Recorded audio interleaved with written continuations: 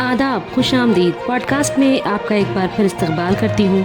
मैं आपकी होस्ट रेशमा आफ्ताब। गर्मी का मौसम है और गर्मी के मौसम में आग लगने की वारदात में इजाफा हर साल ही हमें देखने को मिलता है।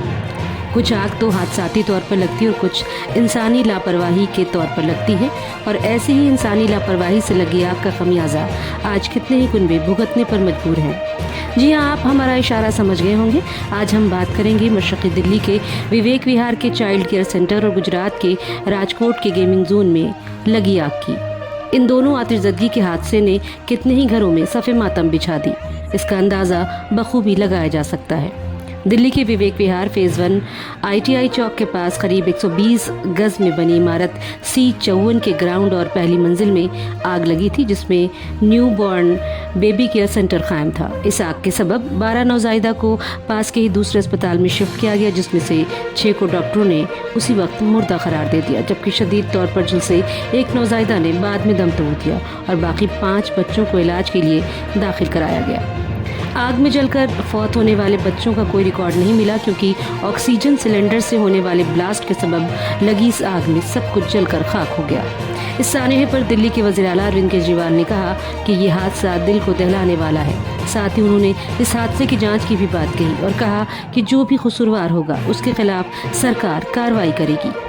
वहीं दिल्ली के वज़ीर आला ने महलूक नवजायदा के कुनबे वालों से इजहार हमदर्दी भी किया और कहा कि इस दुख की घड़ी में वो उनके साथ खड़े हैं। दूसरी तरफ दिल्ली के वज़ीर सेहत सौरभ भारद्वाज ने कहा कि उन्होंने हेल्थ सेक्रेटरी से इसकी पूरी रिपोर्ट मांगी है और कसूरवारों के खिलाफ इतनी सख्त कार्रवाई होगी कि मुस्तकबिल में कोई भी अफसर ऐसी लापरवाही करने की सोच भी न सके। हम उन कुनबों के साथ खड़े हैं जिन्होंने अपने बच्चों को खोया है और जल्द ही मालिकान पर भी मुकदमा चलाया जाएगा। हमारे मुल्क में ऐसा क्यों होता है कि जब हादसा हो जाता है तब कार्रवाई की बात सामने आती है? लीडरान से लेकर अफसरान तक तभी कार्रवाई की बात करते हैं जब कोई जानी या माली नुकसान हो जाता है। दिल्ली के इस नर्सिंग होम की परमिट भी 31 मार्च को ही ख़त्म हो चुकी थी, यानी ये चाइल्ड केयर सेंटर गैर कानूनी तरीके से चल रहा था। लाइसेंस जब ख़त्म हो जाता है तो सिर्फ 5 बेड की इजाज़त होती है और इसके बावजूद वहाँ 12 बच्चे दाखिल थे। इसके अलावा आग बुझाने का कोई इंतज़ाम नहीं था, बाहर निकलने का रास्ता भी एक ही था, इमरजेंसी एग्जिट भी नहीं था, बच्चों की देखभाल के लिए क्वालिफाइड डॉक्टर्स तक नहीं थे। उसके बावजूद हमारे मुल्क में लोग ऐसे नर्सिंग होम या चाइल्ड केयर सेंटर में इलाज कराने को मजबूर हैं, और ना तो महकमा और ना ही पुलिस इंतज़ामिया पहले इन बातों पर ध्यान देती है और ना ही कोई कार्रवाई होती है। जब कोई नुकसान हो जाए फिर सब लकीर पीटते नजर आते हैं। आखिर इन सब का जिम्मेदार कौन है? महकमा इंतज़ामिया, पुलिस इंतज़ामिया, इस तरह की लापरवाही करने वाले लोग या जो ऐसे सेंटर में इलाज कराने पर मजबूर हैं वो? ये एक ऐसा सवाल है कि शायद इसका मुकम्मल तौर पर जवाब किसी के पास ना हो और सब एक दूसरे को इल्ज़ाम देते रहें, लेकिन ये हुकूमत से लेकर सभी की जिम्मेदारी है कि खतरे से पहले ही इन चीज़ों को पहले परखा जाना चाहिए, तो शायद ऐसे हादसा ना हुआ करें। ये तो थी दिल्ली की बात। अब बात करते हैं गुजरात के राजकोट के गेमिंग जोन में लगी आग और उससे हुए नुकसान की।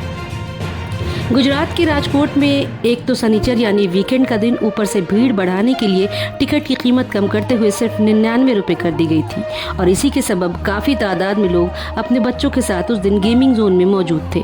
ये तो थी भीड़ की वजह। अब आग लगने की वजह की बात करते हैं। गेमिंग जोन गैर कानूनी ज़मीन पर चल रहा था और गैर कानूनी तरीके से भी चल रहा था। जाहिर है कि बगैर अफसरों की साज़बाज़ के तो ऐसा नहीं हो सकता। इसके अलावा इस बिल्डिंग में रेनोवेशन का काम भी चल रहा था और आग लगने की वजह बिल्डिंग से उठने वाली चिंगारी ही थी, जो देखते ही देखते फैलती चली गई।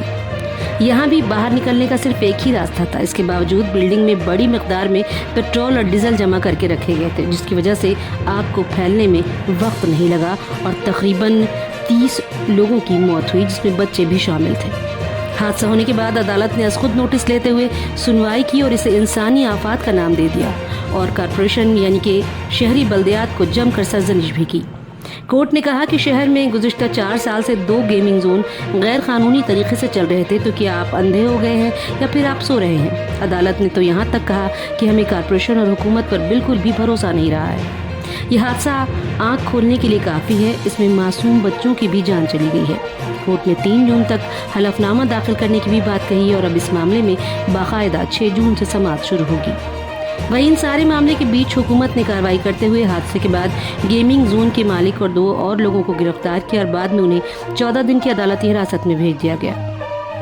इस मामले में 7 अफराद को मुलजिम करार दिया गया है। अभी भी 4 मुलजिम फरार हैं, जबकि हुकूमत ने 6 अफसरान और पुलिस एहलकार भी मुअत्तल किए हैं। इसके अलावा हुकूमत ने कुछ आला अफसरान के साथ कई पुलिस एहलकार के तबादले भी किए। दिल्ली और गुजरात दोनों ही मामलों में सरकारी महकमों, अफसरान, पुलिस इंतजामिया की लापरवाही वाज़ेह तौर पर नजर आ रही है, जो हमारे मुल्क के सिस्टम के लिए एक बदनुमा दाग जैसी है।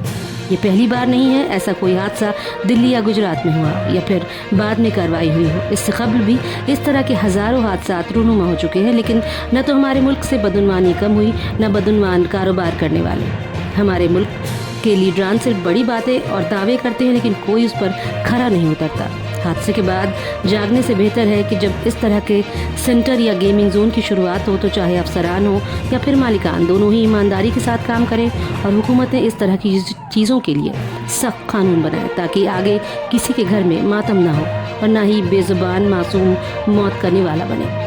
आपको क्या लगता है, क्या इस सारे सिस्टम में सुधार के साथ साथ सख्त कानून बनने की भी ज़रूरत है? और इस तरह की लापरवाही के सबब किसी की जान जाए तो ऐसे अफसरान और मालिकान के लिए सजाए मौत का नज़्म हो। शायद अपनी मौत के डर से लोग अपने फ़ायदे के लिए दूसरों की ज़िंदगियों से खेलना बंद कर दें और सीधे रास्ते अपनाएं और फिर इस तरह के हादसा रूनुमा ना हो।